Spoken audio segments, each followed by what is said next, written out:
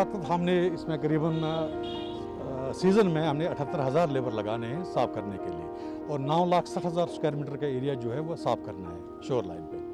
तो अभी पूरे दिन में, एक दिन में करीबन 500 लेबर हम लगाते हैं।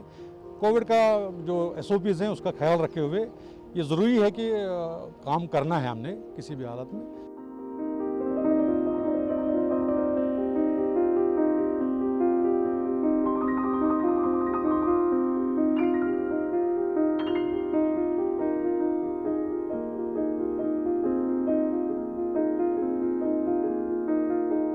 ये चालू रहनी चाहिए। जितना डल साफ़ रहेगा उतना ठीक रहेगा डल, और इसमें भी गंदगी भी साफ़ होगी।